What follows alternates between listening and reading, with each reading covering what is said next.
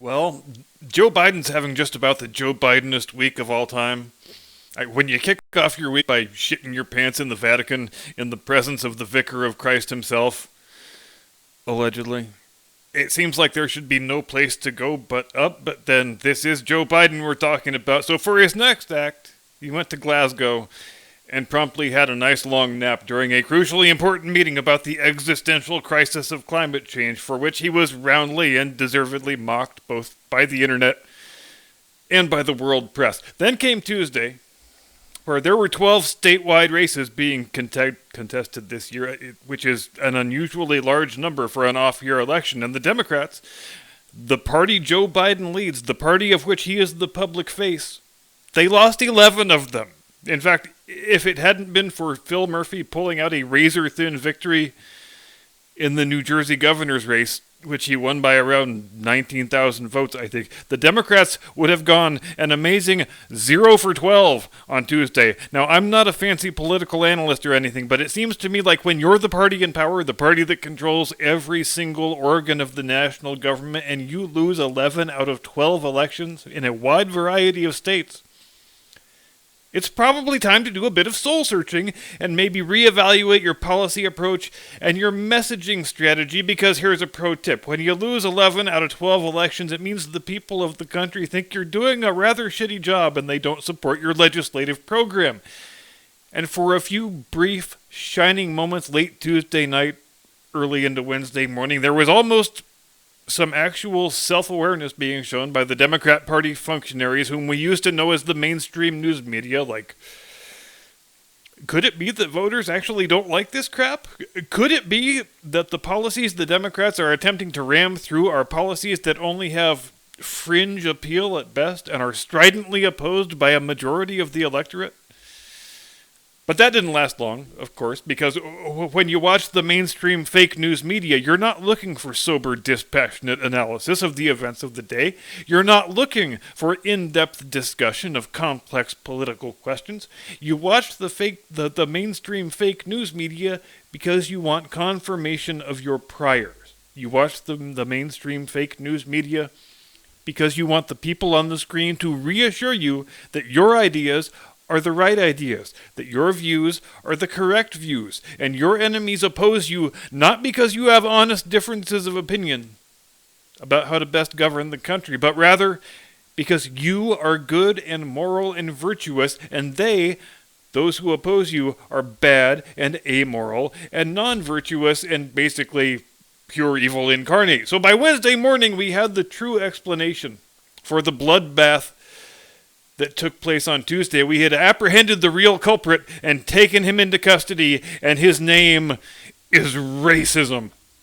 Of course, this is also what happens when your cable fake news network has a cadre of a couple dozen political analysts, and all any of them know how to do is talk about racism. So not coincidentally, just like clockwork, the conclusion in the end always seems to be that whenever a bad thing happens in the world, and especially a Democrat election defeat, the only explanation that can ultimately be entertained is racism. Now, you may find yourself asking, wait, wasn't the Virginia governor's race being contested by two white dudes? You may even be asking, wait, aren't the Democrats the party of Joe Biden, the former segregationist senator who's made more racially offensive remarks than any U.S. political figure of the last 50 years? Or you could be thinking, wait, don't we have a world record right now for the number of crusty, semi-cadaverous 900-year-old white people in a presidential cabinet simultaneously?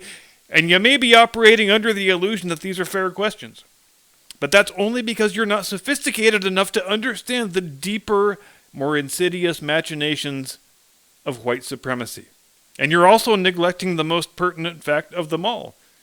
Democrat is a racial identity. We hear it all the time. We've just been too dumb to catch on, it seems. A middle-aged white guy defeats an older white guy in a governor's race, and it's racist because McAuliffe's Democrat Party affiliation makes him black for all political and rhetorical purposes. And Joe Biden, he can point his bony old finger at that black podcaster dude and say, "You ain't black." But it's not racist because Joe Biden, by virtue of being a dues-paying white Democrat, is also actually black. In fact, when Joe Biden, the 16-year-old YMCA lifeguard, heroically wrapped that bicycle chain around the head of Corn Pop, that was actually black-on-black violence. They used to say Bill Clinton was the first black president. Well, Joe Biden is the third one. Joe Biden, who performed his greatest service to the nation when he gave you your name, Jim Eagle.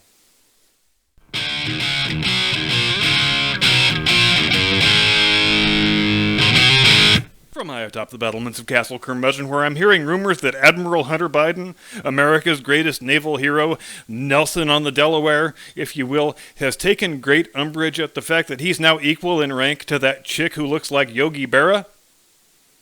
Good evening, Mr. and Mrs. America and all ships at sea. Welcome to the program.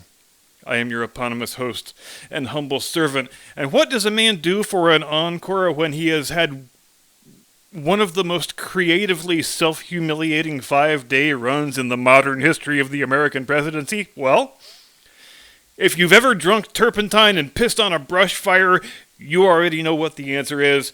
You make it worse. You run down the list of potential options in your head, and you pick the absolute worst one. The one that will do you the most political harm. The one that will move your public opinion needle from historically unpopular to widely reviled. And so, they published the OSHA emergency rule today. They had to do this shit through OSHA because they couldn't do it through the public health apparatus, because even the CDC, the ones who can nationalize rent properties by royal decree, basically, even the CDC is not empowered to do something as batshit crazy as this. And of course, obviously, it's a prima facie absurdity to suggest that vaccine compliance falls under the purview of what OSHA is supposed to be for, because it so totally doesn't. Now, there's a chance, not a very strong one in my judgment, but a chance nonetheless for this thing to get strangled in the crib by the Senate GOP under the Congressional Review Act. I heard someone briefly explain the details of how that would work, but I didn't retain them, so I'm not going to pretend I did. More likely, of course, is that it doesn't survive judicial review.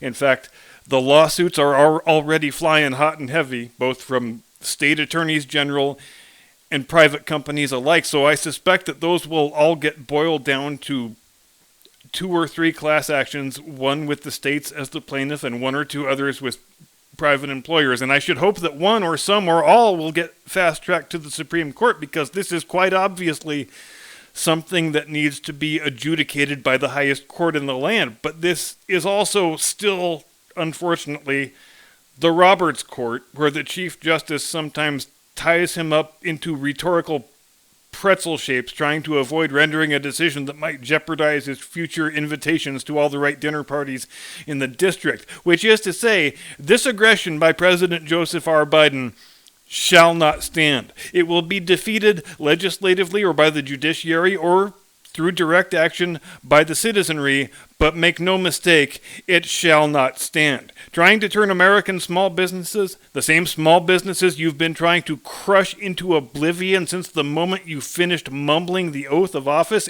trying to turn those people into your personal goon army? Not to mention the massive additional regulatory burden which will increase overhead costs, which were already spiraling out of control as it is, because you, Joe Biden, have shown yourself congenitally incapable of governing for 10 months without turning the entire country into a gigantic flaming dumpster fire. That shall not stand, sir. Not on my watch. I will not comply, and I will oppose this tyranny as strenuously as a person can oppose a thing. 5 weeks ago, I said it was probably getting close to the point where a general strike is a proportional and warranted response. I am heartened today to see lots of other people expressing a willingness to hop on board that bandwagon, because that sentiment seems to be catching on, and I think that is a good and proper thing. In a country where some industries are already massively understaffed, where every sector of the economy is running slower because of it, where some sectors are barely running at all, where the labor participation rate is at the lowest levels ever recorded, the workers shutting down the country wouldn't even be all that difficult if you get 1/3 of the national workforce to say, nah, We ain't doing this. You need to back down. We are finished with all of this COVID shit. The emergency is over. Your emergency powers are over. And we are happy to all set our tools down and sit on our asses until your dumb ass comes around to the realization that it is we, not you, who decide how things are going to be around here. As it is, if you're a resident of a big city in a Democrat-run state, your police and fire protection is probably down by 25% to 30% already of its capacity, because that's been the average so far in the cities where Democrat mayors and councils have been all too happy to impose draconian vax mandates so to impress Uncle Joe. See how compliant we are, Uncle Joe? We're so compliant that every resident in our city is now manifestly less safe, more likely to die because of your administration's public health policy that we fully support and couldn't be happier to be the hatchet men for. We've talked before about the dangers and the folly of single-factor analysis, and how disconcerting it is to see such thinking being displayed by people who were supposed to be learned men and professional scientists and the authorities on whose guidance in matters of the public health we are supposed to be able to rely unquestioningly. And we've come to a point now where it is not unreasonable to wonder whether more people are being harmed by the response to COVID than are being harmed by the actual virus. We are the only country in the developed world where kids are being masked in schools. Doesn't that seem strange? It should, because it damn well is strange. It's also cruel and damaging and destructive. It could well take decades to fully ascertain how much social and developmental harm was done to small children by being forced to wear ridiculous face coverings 7 hours a day in order to ward off a virus that poses a risk of serious harm to them that is statistically indistinguishable from zero. And even worse than that, we have an epidemic of child suicide. I've said it multiple times before, but I will repeat it again because it bears repeating. More kids have taken their own lives out of despair for the disruption of their lives caused by the lockdowns and the mandates than have died from the virus, and it is not close. And that is what single-factor analysis gets you. We have to stop the Chinese flu at all costs. Mask up, shut down your business, Zoom schools, stimulus checks. Unintended consequences? What the hell are those? Shut up, you online conspiracy theorist. Can't you see the fancy scientists are talking over here? And speaking of those stimulus checks, ladies and gentlemen, I endeavor on this program to be judicious in my use of profanity, and I very rarely use the word clusterfuck, because it's a big, important word that should, in my judgment, be reserved only for special occasions. But by God, sending out those stimulus checks, just shotgun blasting them out to everybody, even if they hadn't had any income disruption, was an act of clusterfuckery that deserves to be enshrined in the clusterfucking Hall of Fame. Because do you see all these cops and firefighters and airline pilots and flight attendants and truck drivers and longshoremen, that's stevedores to our Canadian viewers, who are saying, take this job and shove it, rather than complying with the workplace vax mandates? You know who those people are, right? Those are the people who found a check in their mailbox one day and said, wow, I haven't even missed any work, but if you want to send me some money I didn't ask for, I guess I'll take it and save it. And then they found a second check, and a third one, and a fourth one. And then they started trying to hammer down the vax mandates. And the people who played it smart, who socked away the stimulus money, they were able to say, screw you, I've got enough saved up to cover my expenses for several months until this crap blows over. But the thing I find most upsetting about the stimulus payments is the rationale that was offered for sending the checks out to everybody, whether they were asked for or not, whether they were needed or not, whether or not the recipient had suffered any sort of kung flu-related income disruption. They told us the administrative cost of figuring out who should be eligible and who shouldn't was so prohibitive, that it would cost less to just send the checks out to every single person. And if there's ever been a more powerful testament, a more illustrative object lesson in exactly why it is that the federal administrative state needs to be drastically downsized and radically disempowered, I have no idea what it is. Our bureaucracy is so bloated and so ineffectual that sending money to everyone costs less than conducting an eligibility test. Isn't it almost poetic? Almost beautiful in its fittingness, in its utility as a microcosm of exactly why it is that vast swaths of our central government are in urgent need of being dismantled and never rebuilt? Well, we had to spend the money because it would have cost more to save it. Ladies and gentlemen, I give you the United States government under the leadership of President Biden.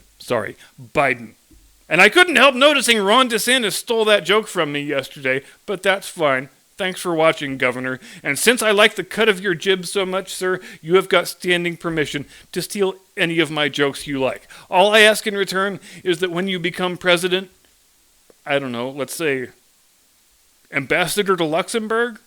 Something like that. Call me. We'll talk. But as long as you're here, feel free to hit subscribe and smash that like button.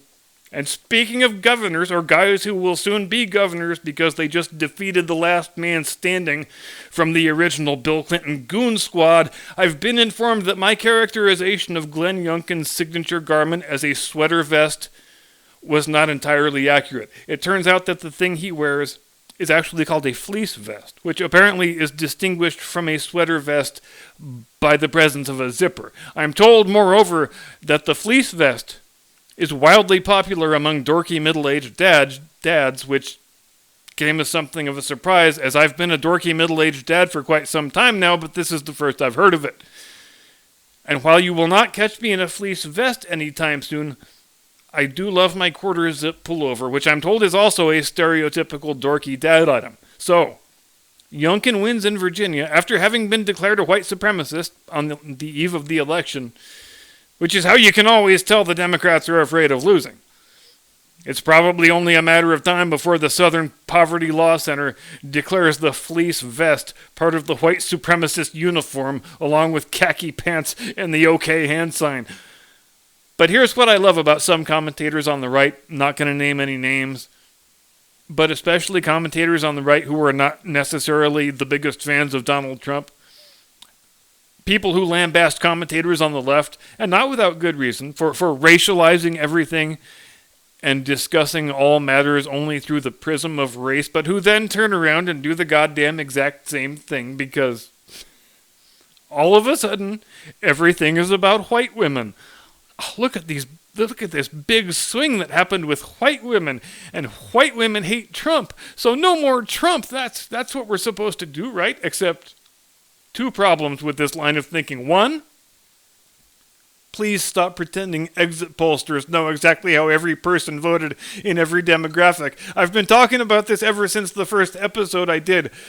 Taking exit poll figures as gospel truth that can be extrapolated across entire populations is just as silly as relying on computer models when you're formulating public health policy. And the second problem is, single-factor analysis is still the refuge of the dumbass. No election is ever just about one thing, but it's not unfair to surmise that for white women in Virginia, their swing toward Youngkin probably had a hell of a lot more to do with the state of the public school curricula than it did with any direct comparison between the personalities of Youngkin and Trump.